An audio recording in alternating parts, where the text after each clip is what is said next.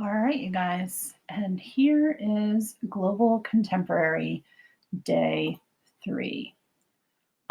So I try to be really honest with you guys about um, artworks and why I think they're in your curriculum and things like that.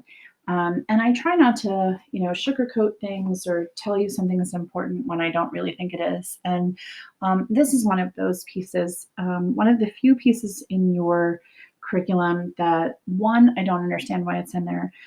Two, I have a real problem with the fact that it's in there. And three, I'm irritated by the fact that I have to teach it. So let's just start with that. So many of us may be aware of the work of Jeff Koons, even if we don't know that we're aware of the work of Jeff Koons. Um, he did Balloon Dog. This piece is at the Hirshhorn down in DC. So if you've ever been to the Hirshhorn, the one that's round down in DC, he did Flower Dog. And so he has done many pieces that may be familiar to you. This is the piece that we're doing in the curriculum. It's called Pink Panther. It's from 1988 and it is glazed porcelain. So if you're going to compare it to something, you could even compare it to the David vases because they're both made of porcelain. So let's talk a little bit about Jeff Koons so that you might have an idea about why I'm irritated with him. So Jeff Koons has been sued no fewer than 4 times for breach of intellectual property, which means that he sees something that someone else has made and he does another version of it and changes something a little bit and says that it's his. And he's been sued multiple times for the theft of intellectual property. And he's just he steals ideas from people, and that I think is like the worst thing that an artist can do. Part of what art is art has to serve a couple of purposes. It has to be made with the intention of being art. It has to be the work of the artist or knowingly the work of the artist's workshop. And it has to present a story or a thought or something. There has to be a purpose, even if that purpose is just so that it looks good. So that's the thing. And the problem is that second one, that it is the work of the artist. When you steal work from another person and pass it off as your own, I think that it is honestly and truly the worst thing that an artist can do. And so I have real problems with the fact that the College Board selected Jeff Koons to be in the curriculum. There's so many contemporary artists that they could have chosen, but they chose Jeff Koons, and it bothers me. So let's get back to where we were. This piece. So we're looking at 41 inches high, 20 inches wide, 19 inches deep. It is called Pink Panther. And it is from, and he's an American artist who was born in Pennsylvania and lives and works in New York City. And this is from an exhibition called Banality, Banality. And things that are banal are things that are, they're commonplace, they're boring, they're overdone, they're, whatever. And it is a whole exhibit that is made up of oversized toys, cartoon figures, that sort of thing, as sculpture. It is meant to seem like it is in bad taste. And the word for that is kitsch, Kitsch. It's kitschy. And that's a German word. And it means anything that is mass produced to please the largest audience possible. And things that are kitschy typically are thought to have questionable taste, like objects that are overly popular and just sort of a little bit tacky, and that's what we're looking at. So it was a whole retrospective of pieces that were taken out of pop culture that he then turned into these porcelain figures.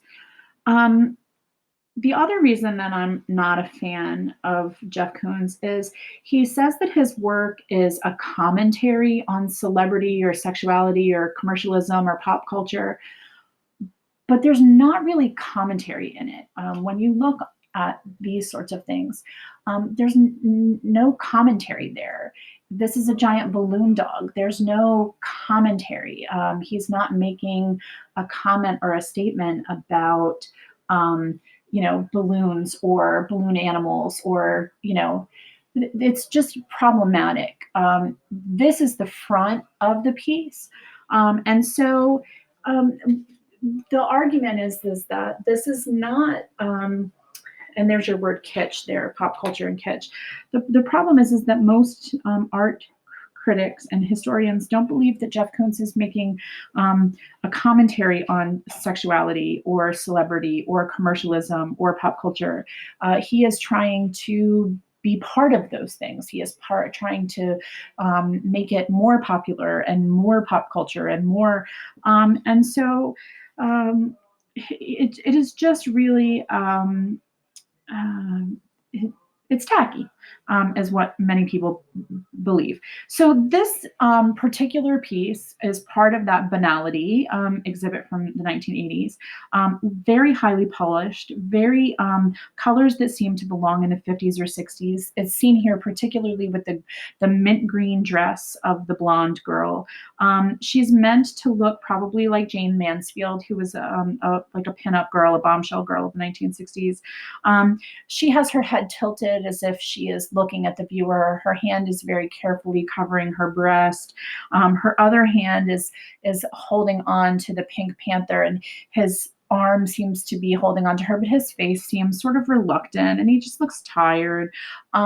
His tail is sort of seductively leaned up against the bottom of her, and from the back, this is what it looks like. You can see, how low the dress dips down in the back, and her clearly bottle blonde hair. So the Pink Panther cartoons were very popular in the 60s, and so he brings them back, and she is clearly overtly fake. She's clearly artificial. He is a stuffed animal, so he's clearly artificial. It's life size, but as I said, to be avant-garde, you're supposed to challenge established ideas with the purpose of doing something. And the reason that Jeff Koons is typically not seen as avant-garde is you're supposed to artists are supposed to, especially postmodern and contemporary artists, it is believed by art critics and most art historians that their job is to counteract sort of the pop culture. It's to counteract things that are too fake and too much and too ridiculous. It is meant to set the stage and make a point. And most people that are highly involved in the art world find him um, too mass produced, too mass media, too, they just find him too much. And so typically he is not popular with most art historians or art critics. And I've always wondered why the College Board put him in there, to show that sometimes you can try to do something new, and you just fail at it. And in that case, he's a little bit like Frankenthaler, who failed with her, watering down acrylic paint with turpentine, and Da Vinci, who failed at dry fresco. Um, So then we move on to one of my absolute favorites, which is Cindy Sherman, and I love her work. She is um, she is new and different, and um, I just like I'm literally gushing. So what you see here is um, a photograph. And what is important about this photograph is that Cindy Sherman is the photographer, the model, and the designer. Um, she sets up these really cool photo shoots, and then arranges for, with the remote shoot and whatever. But they serve a purpose, which is, here we have Cindy Sherman, who has dressed up as a famous historical figure. And I'm going to not tell you right away who it is, because I want to see if maybe it's someone that you recognize, possibly. And it's called Untitled, from the History Portrait series. So she did a whole series of these where they're famous people. She's really cool. She's from New Jersey. It's where she lives and does her artwork. And as I said, she's the photographer, and she is the subject, and she does the costumes, and she makes the costumes, and she does the hair and the makeup and the backgrounds and finds the props and all that stuff. And her attempt is a couple of things. One, she wants to bring up the work of old masters, and she wants them to become popular again. She wants you to sort of look at and study the work of old masters. But she also wants to comment on gender roles and identity and society and class, and use these old masters as her way of doing that. So when she was studying art in Rome, she would go to museums and she would look at the work of the old masters. And when I say that, I mean like Rembrandt and um, uh, Raphael and Michelangelo and all of those guys. And she would look at their work, and she would look at the historical paintings, and then um, she would want to sort of reimagine that. And so here you have um, what you may or may not know, which is Judith slaying Holofernes. And so this is the famous painting of Judith slaying Holofernes. And so the story goes like this. And here's Cindy Sherman's representation. It's really just wonderful. So the story goes like this. Judith was as a story from the Old Testament, and the Israelites were about to be attacked by the Assyrians, and Holofernes was their general. And he was a master at strategy, and he and his Assyrian armies were going to attack the Israelites. And so Judith and her maid go into Holofernes' tent, and she cuts his head off. And so what you see here is this story of Judith saving the Israelites and pretty much the entire Jewish faith.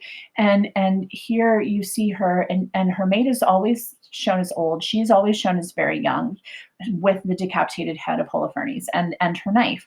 But then when you zoom in on Cindy Sherman's version, Holofernes' head is this like disgusting, like mask, gross thing.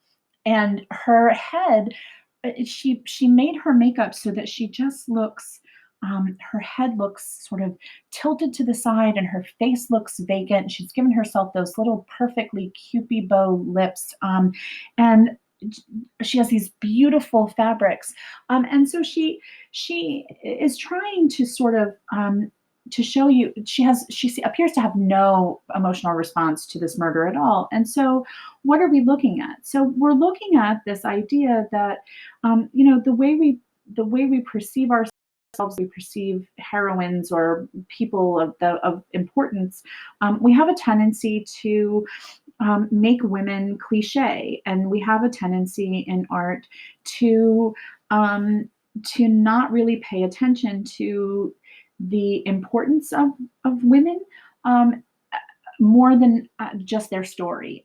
Often Judith is only remembered because she killed Holofernes and saved the Israelites.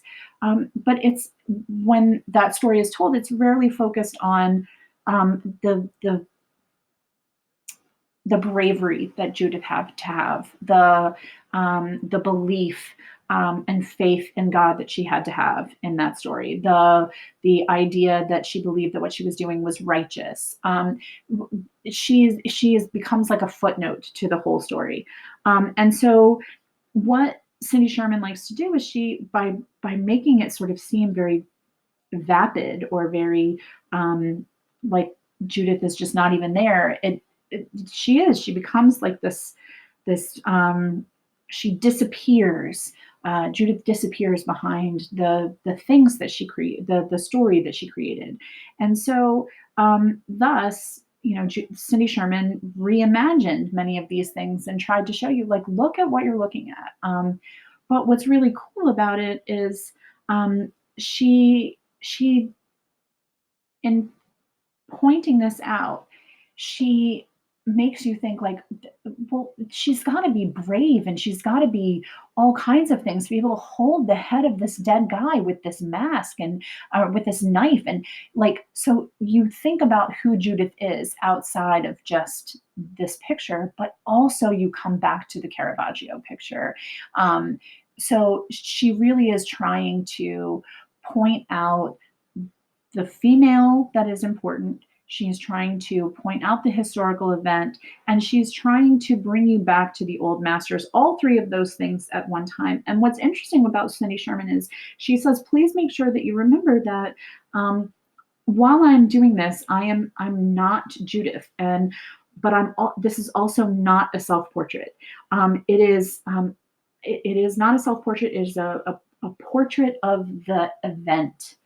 And not of me. And so each time that she does one of these, she changes the way she does her makeup so that it's almost like Cindy Sherman disappears into the thing that she has created. So when we're thinking about the last three videos that we watched, we really need to think about the gates that we did. The very first video was combined male and female artists. The Vietnam Memorial is female. Androgyny is female. This piece is female. And the next piece we're about to do is female. What's wonderful about contemporary art is there is a huge increase in the number of works by female artists. And that is really, really cool. Cindy Sherman's work is easily available now. If you wanted an original photograph, and I want you to look at how big it is, 6'10" by 4 feet.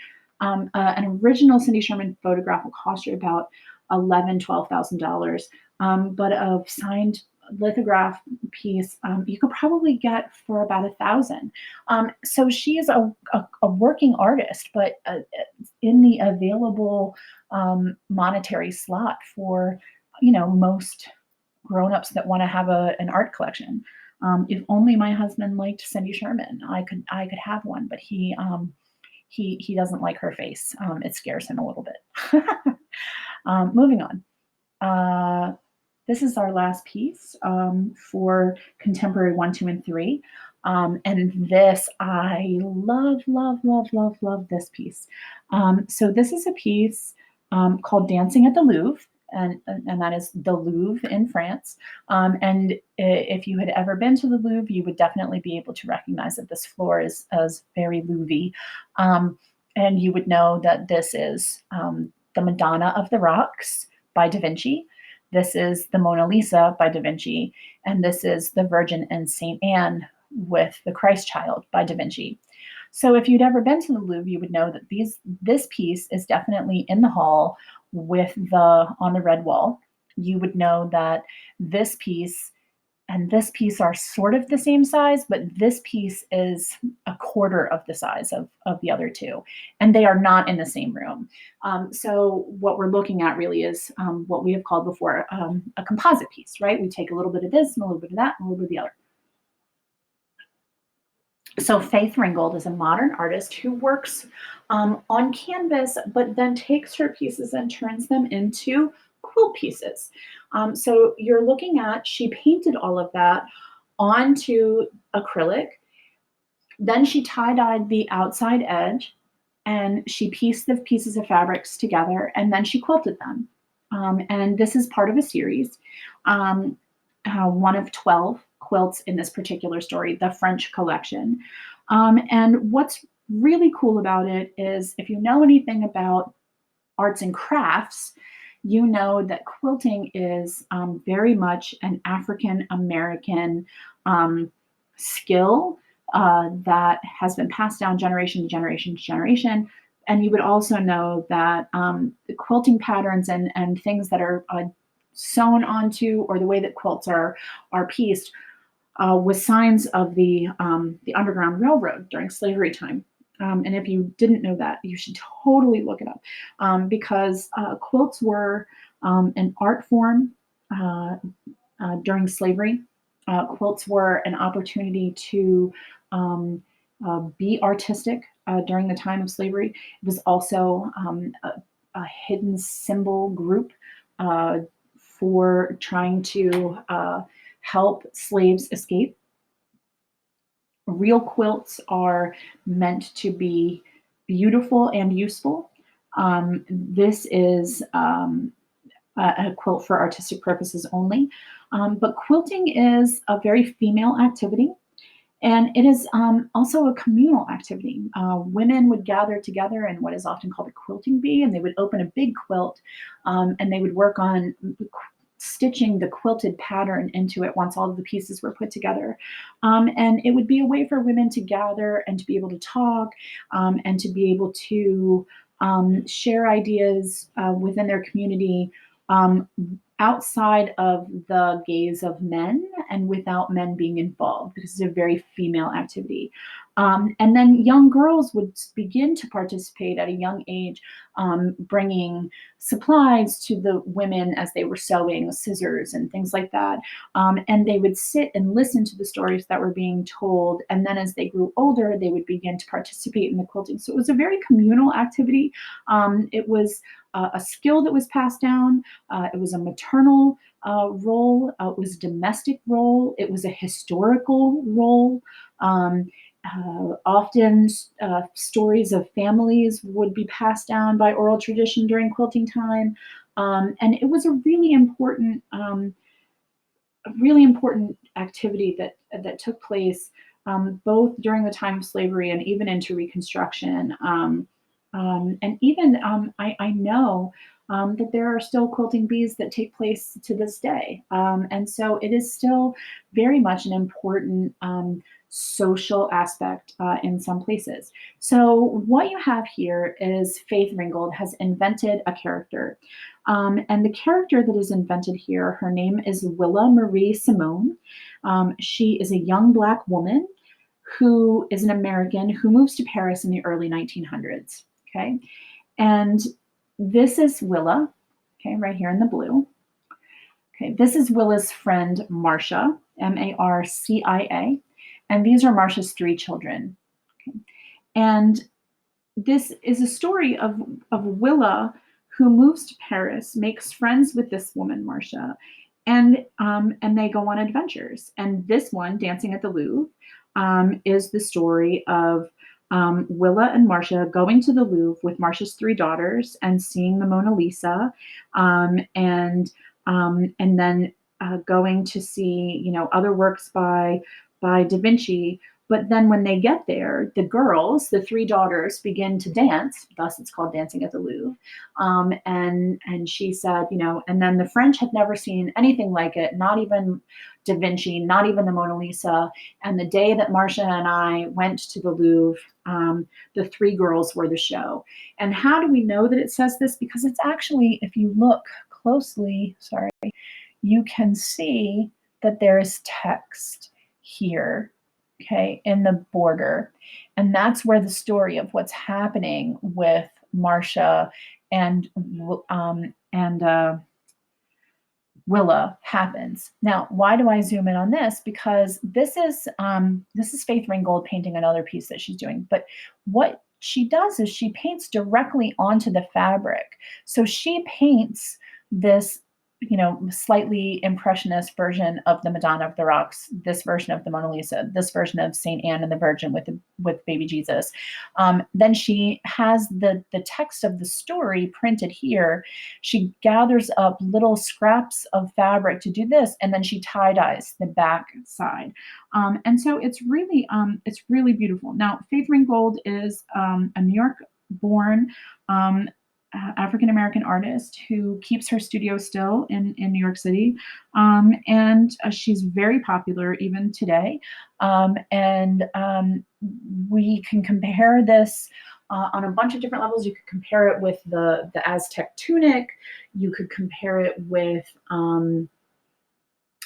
traditional materials. You could compare it to, traditional materials in a new way. So you could compare it to Summer Trees by Zhu Bing. It just is a really, really cool African-American artist. You can, gather it together in a group with Jacob Lawrence and Jean-Michel Basquiat. So lots of really cool stuff that's going on in this piece and in the 3 videos that we've done for Contemporary 1 through 3.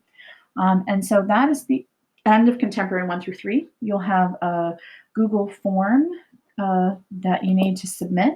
And next week we'll do Contemporary videos 4, 5, and 6. So I will see you